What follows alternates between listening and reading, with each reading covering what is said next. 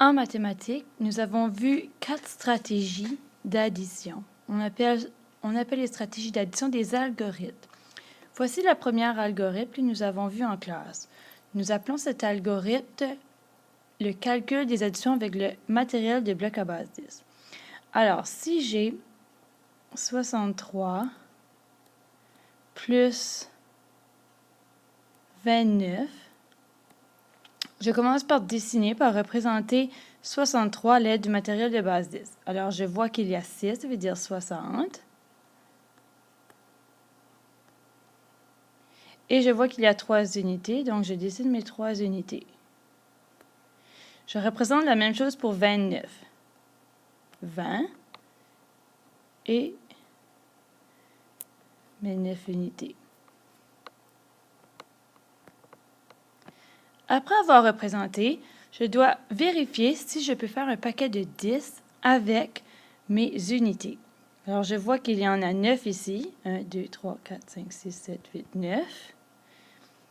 J'en prends un autre ici. Alors là, j'ai un paquet de 10. Ils n'existent plus, ils deviennent une dizaine. Je n'ai aucun autre paquet de 10 que je puisse faire. Alors, je calcule le tout. 1, 2, 3, 4, 5, 6, 7, 8, 9. 9 qui me donne 90 et 1, 2 unités. La réponse de ce calcul est 92. Deuxième algorithme, on appelle cette stratégie la décomposition. Donc, si j'ai 28 plus 56, pour décomposer 28, je peux dire 20.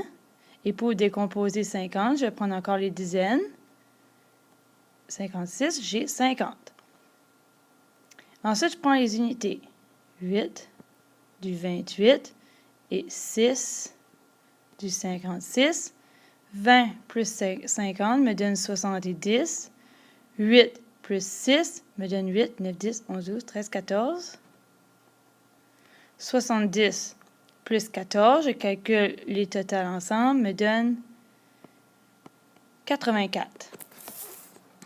L'autre algorithme que nous avons vu, on l'appelle l'algorithme de la retenue.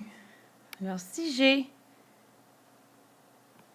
45 plus 28, je fais ma retenue comme ceci. J'aime aussi dire aux élèves de placer une ligne entre les deux pour ne pas qu'ils se mêlent entre les dizaines et les unités. OK? Puis, j'aime dire aux élèves de placer le nombre le plus grand en haut, que ce soit en addition ou en soustraction, parce que la soustraction doit toujours placer le plus grand nombre en haut. Alors, lorsqu'on prend cette habitude à l'addition de la retenue, ça devient beaucoup plus facile le transfert à la soustraction. Alors, je commence par mes unités. J'ai 5 et j'ai 8. 8, 9, 10, 11, 12, 13. 13 s'écrit comme ceci. 3 est à la place des unités, donc je vais placer 3 avec les unités. 1 devient une retenue parce qu'il est une dizaine. Il ne va pas avec les unités, donc je le mets en haut avec les dizaines. Alors, j'ai 4, 5, 6, 7. Et là, ensuite, je peux décoller ma ligne. Et la réponse est 73. Puis, la dernière stratégie pour les calculs est la stratégie des triangles. La stratégie des triangles se fait comme ceci.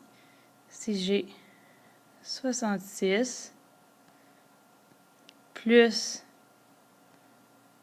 16, je dois placer mes dizaines en triangle, le 6 et le 1. Je ne vais pas aller chercher le 6 et le 6 parce que ceci est une dizaine et l'autre est une unité.